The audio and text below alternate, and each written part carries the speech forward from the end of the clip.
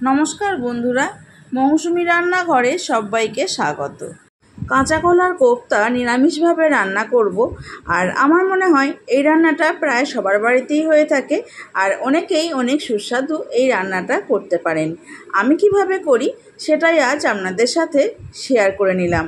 কাঁচা কলার কোপ্তা আমিষভাবে রান্না করে এর আগে আমি আপনাদের সাথে ভিডিও শেয়ার করেছি, চাইলে দেখে নিতে পারেন। লিঙ্কটা আমি ডেসক্রিপশনে দিয়ে রাখবো। প্রথমে দুটো কাঁচা কলা আর দুটো মাঝারি সাইজের আলু অর্ধেক করে কেটে প্রেসার কুকারে দুটো সিটি দিয়ে সেদ্ধ করে নেব। আপনারা আপনাদের পরিমাণ মতো কাঁচা কলা আর আলু নেবেন। কাঁচা কলা আলু সেদ্ধ করে ঠান্ডা করে নেওয়ার পর খোসাটা ছাড়িয়ে নিচ্ছি। আর দুটো সিটি দিয়ে গ্যাসের ফ্লেমটা অফ করে প্রেসার কুকারে রেখে দিয়েছিলাম। সঙ্গে সঙ্গে ঢাকাটা খুলিনি, পুরো বাষ্পটা বেরিয়ে যাওয়ার পর ঢাকাটা খুলেছি। দেখুন, কাঁচা কলার আলু কিন্তু খুব সুন্দরভাবে সেদ্ধ হয়ে গেছে। কাঁচা কলা আলুর খোসা ছাড়িয়ে নেওয়ার পর একটা ম্যাশার দিয়ে ভালো করে ম্যাশ করে নেব। তারপর একে একে সমস্ত উপকরণ দিয়ে দেব। দিয়ে দিলাম পরিমাণ মতো নুন, দিয়ে দেব সামান্য একটু হলুদ। কাঁচা কলার কোপ্তা নিরামিষভাবে বানাচ্ছি, তাই সামান্য একটু চিনি দিলাম, এতে স্বাদটা ভালো আসবে। আমিষভাবে করলে আমি চিনিটা কিন্তু স্কিপ করে যাই। দিয়ে দেব একটু ভাজা মশলা। আমি যে ভাজা মশলাটা বাড়িতে করে রাখি, অনেক রকম রান্নায় ব্যবহার করা হয়, সেটাই একটু দিয়ে দিলাম। ভাজা মশলার রেসিপি অলরেডি আমার চ্যানেলে আপলোড করা আছে, চাইলে দেখে নিতে পারেন। কাঁচা কলা আর আলুর ডোটা টাইট করার জন্য দিয়ে দিলাম 2 চামচ মতো বেসন।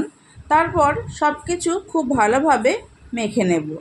যদি দেখেন যে ডোটা টাইট হয়নি, তাহলে আবারও একটু বেসন দিয়ে ভালোভাবে মেখে নেবেন। ডোটা টাইট করে মাখলে কোপ্তাগুলো করতে সুবিধা হবে। ডোটা আমার একটু নরম মনে হচ্ছিল, তাই আবারও একটু বেসন দিয়ে দিলাম। এইবার সব কিছু খুব ভালোভাবে মেখে নেব। ডোটা খুব ভালোভাবে মেখে নেওয়ার পর হাতের মধ্যে একটু তেল নিয়ে নিলাম। একটু তেল দিয়ে কোপ্তাগুলো বানালে হাতের মধ্যে আটকে যায় না। আমি গোল গোল করে কোপ্তাগুলো বানিয়ে নিচ্ছি।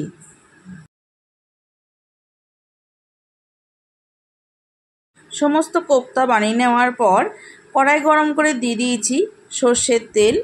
আমি রান্নাটা সর্ষের তেলে করছি, সাদা তেলেও রান্নাটা করতে পারেন, তবে এই ধরনের রান্না সর্ষের তেলে করলেই আমার মনে হয় খেতে বেশি ভালো হয়। তেল গরম হয়ে যাবার পর কোপ্তাগুলো একে একে ছেড়ে দিলাম। গ্যাসের ফ্লেমটা মিডিয়ামে রেখে একদম লাল করে কোপ্তাগুলো ভেজে নেব। তবে হাই ফ্লেমে একদম ভাজবেন না, তাহলে ওপরটা খুব তাড়াতাড়ি রং ধরে যাবে আর ভেতরটা কাঁচা থেকে যাবে। দেখুন, কোপ্তাগুলো একদম লালচে রঙের হয়ে গেছে। এইবার তুলে নিচ্ছি। এই কোপ্তাগুলো তুলে নিয়ে বাকিগুলো ঠিক একইভাবে ভেজে নেব। সমস্ত কোপ্তা ভেজে তুলে নেওয়ার পর ওই তেলেই দিয়ে দিলাম ডুমো করে কেটে রাখা আলু। আলুটা মধ্যে দিয়ে দেব সামান্য একটু নুন আর হলুদ। নুন হলুদ দেওয়ার পর নাড়াচাড়া করে গ্যাসের ফ্লেমটা মিডিয়ামে রেখে ঢাকা দিয়ে আলুগুলো ভেজে নেব। গ্যাসের ফ্লেমটা মিডিয়ামে রেখে ঢাকা দিয়ে আলু ভাজলে আলুটা ভাজার সাথে সাথে খুব সুন্দরভাবে সেদ্ধও হয়ে যাবে। দেখুন, আলু ভাজা হয়ে গেছে, হালকা লালচে রং ধরেছে আর আলু সেদ্ধও হয়ে গেছে। এই সময় তেল থেকে আলুগুলো তুলে নিচ্ছি। ভাজা আলু তুলে নিয়েছি। এতটা তেল রান্নার জন্য প্রয়োজন নেই, তাই পরিমাণ মতো তেল রেখে দিয়ে বাকিটা তুলে নেব। তেল তুলে নিয়েছি। এইবার ফোড়নে দিয়ে দিচ্ছি একটু গোটা জিরে, একটা তেজপাতা আর একটা শুকনো লঙ্কা। 25 থেকে 30 সেকেন্ড মতো সময় ধরে ফোড়নটা একটু নাড়াচাড়া করে ভেজে নেব। তারপর এর মধ্যে দিয়ে দেব মাঝারি সাইজের একটা কুচানো টমেটো। 1 থেকে 1.5 মিনিট মতো সময় ধরে টমেটো নাড়াচাড়া করে নেব, যাতে একটু নরম হয়ে যায়। তারপর একে একে বাকি মশলাগুলো সব দিয়ে দেব। আঁচটা মাঝারি করে দিয়ে দিলাম 2 টিস্পুন আদা বাটা, স্বাদ মতো নুন, কোপ্তায় নুন দেওয়া আছে, আলু ভাজার সময় নুন দিয়েছি, তাই সেটা বুঝে এই সময় নুন দিতে হবে। দিয়ে দিলাম পরিমাণ মতো হলুদ গুঁড়ো, 1 টিস্পুন জিরে গুঁড়ো, স্বাদ মতো লঙ্কা গুঁড়ো। তারপর মশলাটা খুব ভালোভাবে কষিয়ে নেব যতক্ষণ না পর্যন্ত মশলা থেকে তেলটা রিলিজ করছে। আর গ্যাসের ফ্লেমটা অবশ্যই মিডিয়ামে রাখবেন, হাই ফ্লেমে রাখলে খুব তাড়াতাড়ি পুড়ে যাবে।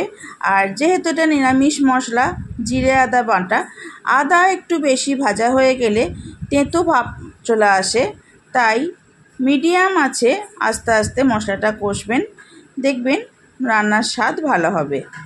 মিডিয়াম আছে প্রায় 3 মিনিট মতো সময় ধরে মশলা কষিয়ে নিয়েছি। দেখুন মশলা থেকে তেলটা রিলিজ করে দিয়েছে। এইবার দিয়ে দেব ভেজে রাখা আলু। আলু দেওয়ার পর মিনিট 2 মতো সময় ধরে মশলার সাথে কষিয়ে নেব। খুব বেশি কষানোর প্রয়োজন নেই, আলু সেদ্ধ হয়েই আছে। 2 মিনিট মতো কষিয়ে নিয়ে দিয়ে দেব গরম জল। আর এই সময় অবশ্যই গ্যাসের ফ্লেমটা মিডিয়ামেই থাকবে। জলের পরিমাণটা একটু বেশি দিতে হবে, কারণ কোপ্তাগুলো অনেকটা পরিমাণ জল টেনে নেবে। সব কিছু ভালোভাবে মিশিয়ে নিয়ে গ্যাসের ফ্লেমটা মিডিয়ামে রেখে ঢাকা দিয়ে 5 মিনিট রেখে দিয়েছিলাম। দেখুন ঝোলটা একটু ঘন হয়েছে আর তেলটাও ওপরে ছেড়ে দিয়েছে। এই সময় দিয়ে দেব একটু গরম মশলা গুঁড়ো আর ভেজে রাখা কোপ্তা। আপনারা ইচ্ছা করলে একটু ঘি দিতে পারেন, নিরামিষ রান্নায় একটু ঘি দিলে রান্নার স্বাদ অনেক ভালো হয়। আমি ঘিটা স্কিপ করেছি। কোপ্তা দেওয়ার পর 1 থেকে 1.5 মিনিট মতো ফুটিয়ে নিয়ে গ্যাসের ফ্লেমটা অফ করে 10 মিনিট ঢাকা দিয়ে রেখে দেব। তারপর গরম গরম পরিবেশন করব। প্রায় 10 মিনিট পর ফিরে এসেছি। দেখুন রান্নায় একটা সুন্দর কালার এসেছে, অনেকটা ঝোল কমে গেছে আর কোপ্তাগুলো জল টেনে নিয়ে বেশ ফুলে উঠেছে। এই রান্নাটা কিন্তু একদম শুকনো করলে খেতে ভালো লাগে না, একটু ঝোল থাকবে তবেই ভালো লাগে। আপনারা কিভাবে করেন আমাকে অবশ্যই জানাবেন। রেসিপিটি ভালো লাগলে চ্যানেলটি সাবস্ক্রাইব করার অনুরোধ রইল। আগে থেকেই যে সমস্ত বন্ধুরা আমার পাশে আছেন তাদেরকে আমার অনেক অনেক ভালোবাসা। ভিডিওটিতে একটি লাইক করবেন, কমেন্ট করবেন এবং বন্ধুদের সাথে শেয়ার করে নিয়ে আমার পাশে থাকবেন। ফেসবুক থেকে দেখলে পেজটি ফলো করে একটি লাইক করে দেবেন এবং ভিডিওটি বন্ধুদের সাথে শেয়ার করে নেবেন। আজকের মতো এই পর্যন্ত। আমি আবার আসবো অন্য কোনো রেসিপি নিয়ে। ভালো থাকবেন, সুস্থ থাকবেন। ধন্যবাদ।